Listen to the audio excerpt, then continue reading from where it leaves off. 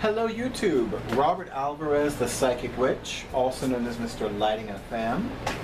So right now the date is Tuesday, September 26, 2017, and the current time is approximately 5 minutes after 6 p.m. So I was divinely inspired by Amber in Wonderland. Amber in Wonderland has reminded me to make as much time for oracle card decks, divination decks, oracle cards, I use those phrases interchangeably, as I do for tarot decks. So recently I did my very first deck interview spread. Now, the deck interview spread is officially the tarot deck interview spread. But in the back of my mind, I'm like, you know what? I want to do a psychic experiment. I want to see if this is, if this can be used with an oracle card deck as well. So I'm going to have a sip of my coffee. I'm going to have another sip of my coffee. This is really good coffee. And yes, Jennifer Ball's Spiritual Garage, it is Café Bustelo. Instantáneo. Okay, so I know that most of YouTube is well aware of Doreen Virtue's bombshell about I'm a born-again Christian now, I'm renouncing tarot, I'm renouncing mediumship. And yeah, I'm still processing that, seriously. Nonetheless, I've decided to go with my intuition, my divine guidance, and certainly work with my psychic guides, my spirit guides, my ancestors, and all the celestial beings that accompany me, including my ancestors, and ask them which Doreen Virtue oracle card decks and or tarot decks I'm going to use from one new moon to the following dark moon. So I'm actually using this deck for daily draws. So the tarot deck that I'm using for daily draws is the Mystical Cats Tarot by Lunaea Weatherstone and Barbara Moore. And after I pull a card from that tarot deck, I pull a card from this oracle card deck. So this has been thoroughly shuffled. And in the description box, I will definitely have a link to that post on Little Red Tarot.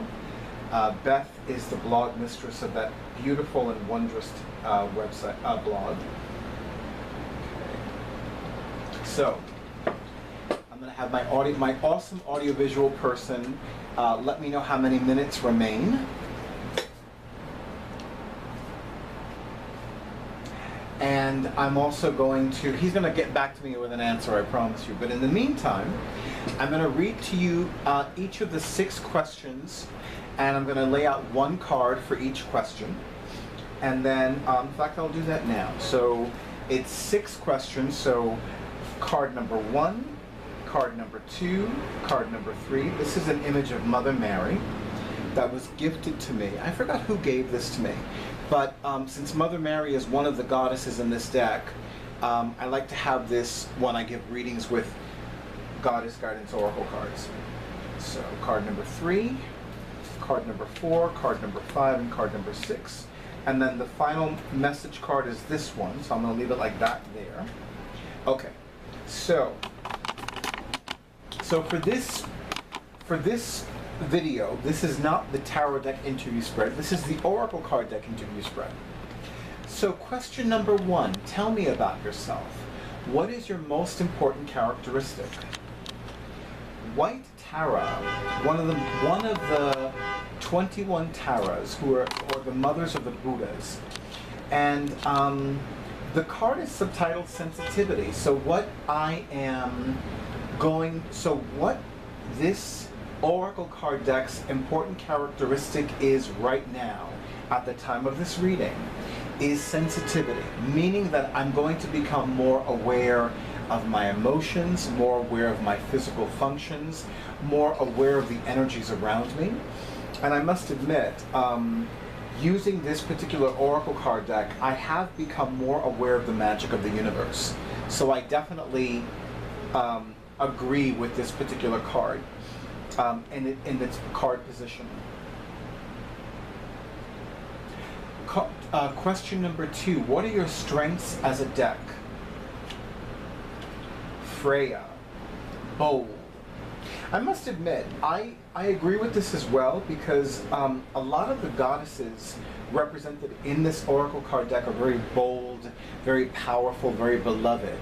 And it's so funny, when I led my very first goddess course, where we worked with this particular deck, one of the participants said that Freya said to her, drama is a virtue. So one of the things that I'm going to say about this this oracle card deck's strength is being bold, being powerful, being aware of one's power, one's energy. And I'm going to say this is for me in particular, but intuitively I feel that anybody who works with Doreen Virtue's Goddess Guidance Oracle cards are going to also find themselves becoming bolder, stronger, more enriched, more empowered. What are your limits as a deck? Very interesting. So this card depicts one of the most beloved goddesses of all, Guanxi, who is the Chinese goddess of mercy, compassion, and forgiveness. So I think that one of the limits of this deck is learning to hold back a little bit. And I'm going to say that a little bit differently. A lot of us on a spiritual path, a lot of us on a magical path, a lot of us who feel that divine guidance to become a professional light worker, we tend to become a magnet for people who want to treat us like doormats. You know, those motherfucking bitches that are like, oh, can't you give me a free reading, please? You know those bitches. We know exactly who they are. Oh, but this is spiritual. You shouldn't charge money for it. Why are you being so selfish and so mean? You shouldn't charge that much money for it. You shouldn't charge any money for it.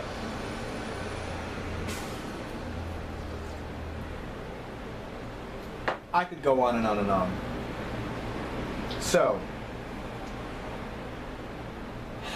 this is what I'm receiving directly from Guanxi. Let your compassion be your strength, not a limitation. Let your love for humanity and for all creatures empower you, not diminish you. And they just showed me, oh my goddess, they just showed me a passage from Louise L. Hay's Receiving Prosperity lecture. And it's the passage where she says, I reach out my hand to people all the time. And they can take my hand and they can come up and I can teach them and we can go places. But if they take my hand and try to bring me down, I take back my hand and I say bye, and I go to somebody else who wants to learn and wants to grow. So this deck, and this is definitely my experience with this deck, and you know, it's so crazy. I mean, I'm listening to what these goddesses are telling me. I'm listening to what my psychic guides are telling me. And I really feel like, even though this is my deck interview spread with this oracle card deck, I really feel like a lot of you are resonating with this. And feel free to tell me if you are or if you're not. If you're not, that's fine. I have no attachment to being right. And I have no commitment to being right either. But I feel like a lot of you are going through the same old shit. Seriously. So yes, let this deck, let any deck that you use be a source of strength for you. And not a source of limitation for you where it's like you allow yourself to become pressured by somebody else's stuff. Remember, there are so many different people in the world. There are so many different energies in the world. And the fact of the matter is that we can resonate to a vibration that is prosperous, that is peaceful, and that's healing. Or we can vibrate to an energy that is disempowering, that is disgusting, that is poverty-inducing. And whatever the energy is, whatever energy we want to attract, we need to make certain, and I say it like this, we need to make certain that we do what we can to attract the energy that's going to enrich our lives. Enrich our lives with peace, with health, and with plenty of financially prosperous supply. Okay. Question number 4, what are you here to teach me? Oh my goodness. Oh my God. You know, it's so crazy. You know, the goddess is Mayet. She is the ancient Egyptian goddess of truth, justice, and cosmic order. I'm laughing because when I first began working with this deck, I would introduce her as the ancient Egyptian goddess of truth, justice, and the Egyptian way. Or the Kemetic way, the ancient Egyptian way. And I pronounce her name Mayet because I once had the opportunity to meet a woman who told me that the correct pronunciation is Mayet. And I'm like, you know what? It's her name. I'm going to go with what she said. If she says it's correctly pronounced Mayet, I'm going to correctly pronounce it Mayet. Although I do know that it is an acceptable pronunciation to pronounce it Ma'at. But somebody who's named after this goddess told me it's Mayet, so I'm going to go with what she said. So, what are you here to teach me? You're here to teach me to be fair and to be just and to be balanced and to maintain balance and harmony, and how very appropriate that this card came out now. Because exactly 6 days ago, the sun, was it 6 days ago? No. Saturday, Sunday, Monday, 4 days ago, exactly 4 days ago, the sun entered Libra, the sign of balance and harmony.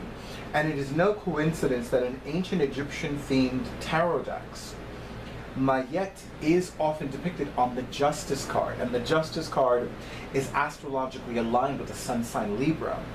So this card is absolutely reminding me during this sun sign in Libra cycle to maintain balance and harmony, to maintain my poise and my grace, to make sure that I do whatever I can to be as balanced, as harmonious, as calm, as centered, as grounded, and as focused as possible.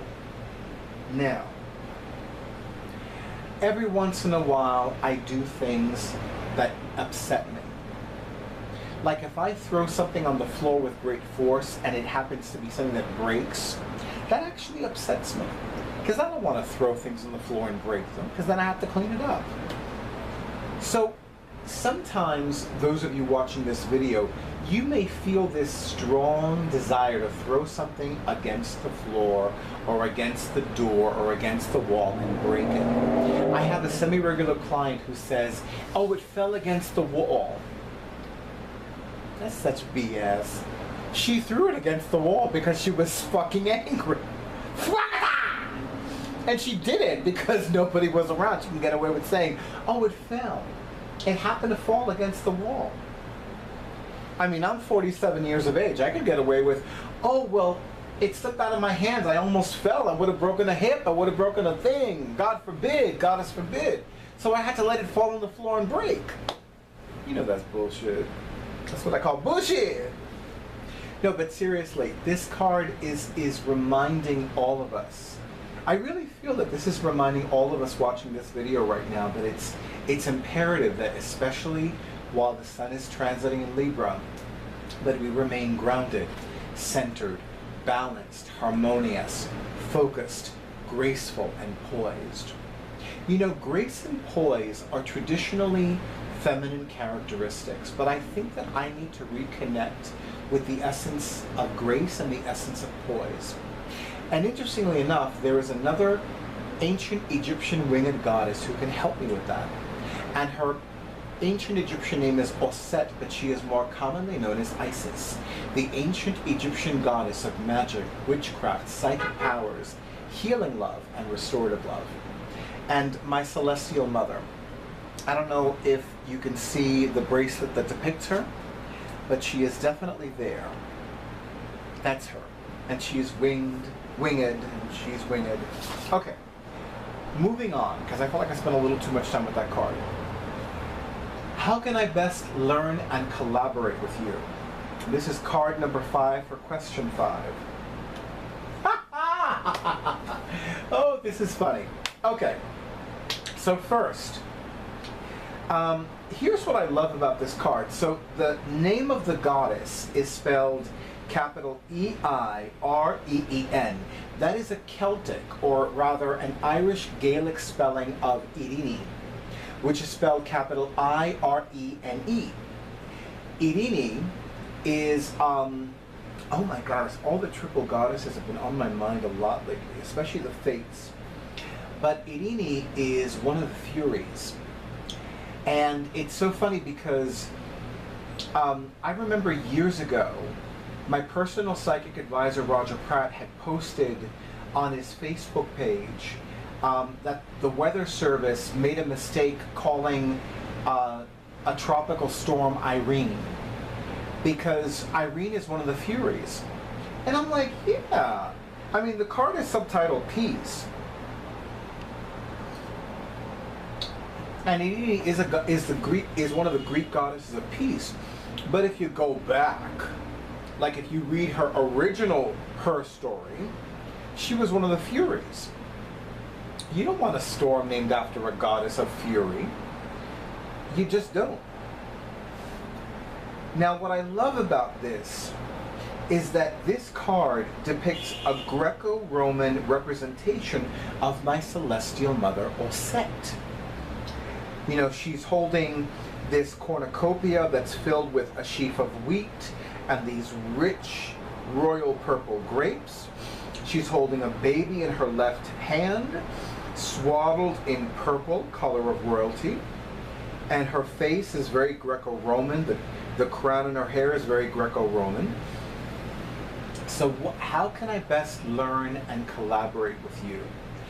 And this is saying, come in a state of peace. So this is another deck that I have done a deck interview spread with. And the gist of it is, you cannot come to me when you're like, ah, ah. You need to come to me like, peace, peace, peace. You cannot come to me like, oh my God, oh my God, oh my God. No, you cannot do that with this deck. Now, I'm beginning to wonder if maybe these decks are telling me this might be more for me than for y'all. I could be wrong. I could be wrong. Again, I have no attachment to being right. I have no commitment to being right. But my sense is these decks are telling me, do what you can to enter a state of peace, of harmony, of groundedness, of centeredness, of balance, of focus, before you even think to consult us. Create and maintain equilibrium. And you know, it's one of those things, I really do feel like I don't meditate enough. And I've been told by somebody who is a fellow witch and a fellow magical practitioner and a fellow reader that a lot of people have that same thought. And that I probably meditate more than enough. And I agreed with her, and I still agree with her. But there's a part of me that thinks, you know what? Yeah. There's a part of me that thinks, I still feel like I need to meditate more. And in less than 1 minute, I'm going to meditate more. Or, well, I'm going to continue the video, but that's another story. Okay, and then we have, what is the potential outcome of our working relationship? Speaking of Celtic goddesses, Eracura. I know her to be a continental Celtic goddess, meaning that she was a goddess who was worshipped in the Celtic lands when Rome occupied Britain. Because Eracura is not an Irish-sounding name, it's a Latin-sounding name, as an ancient Roman. And I love that this card says blossoming. So for me, what this card is saying, and I'm actually thinking of one of my favorite quotes from Anais Nin, and that is, and the day came when the risk to remain tight in the bud was greater than the risk it took to blossom.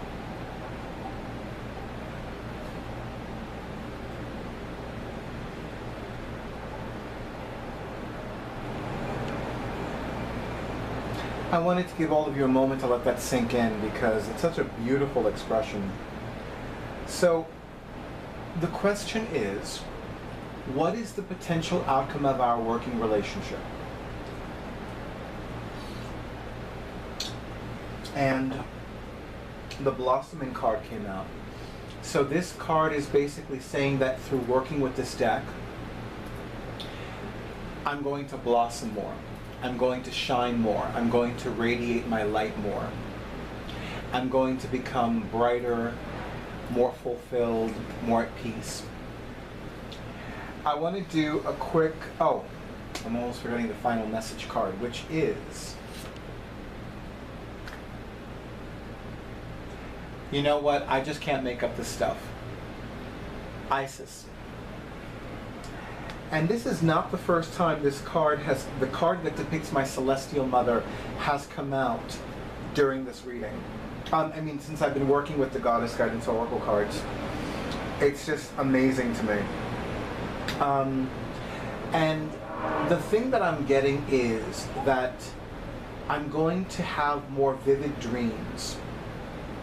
And I'm not surprised because, number one, a witch needs to work with his or her dreams. A witch needs to work with their dreams. I really totally get that. And number two, there is so much that one can learn from one's dreams, both psychologically and psychically. Now, before I begin to conclude this video, I'm going to have my awesome audiovisual person pan back to me.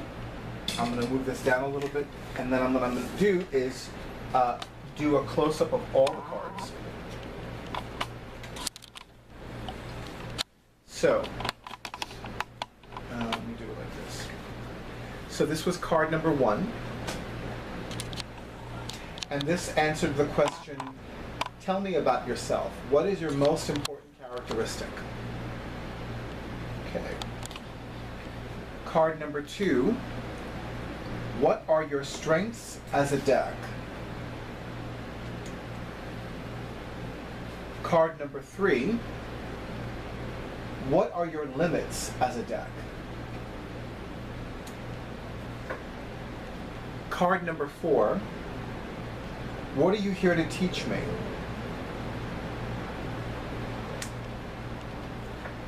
Card number 5, how can I best learn and collaborate with you? And card number 6, what is the potential outcome of our working relationship? And the final message card, which I pulled from the bottom of the deck. So this is the rest of the deck. Those of us who have this deck, or those of us who don't, this is a 44 card deck. So this card was underneath here, the bottom-most card. This is the rest of the deck. Bottom-most card was this. And there you have it, ladies and gentlemen of YouTube. Now, my head is cut off. That's better. Thank you. So, before I close this video, I want to, see, I'm looking at my beautiful face and that's distracting me. I know, it's hard to believe it's distracting me. Yes. So I invite you to subscribe to my YouTube channel if you have not already done so.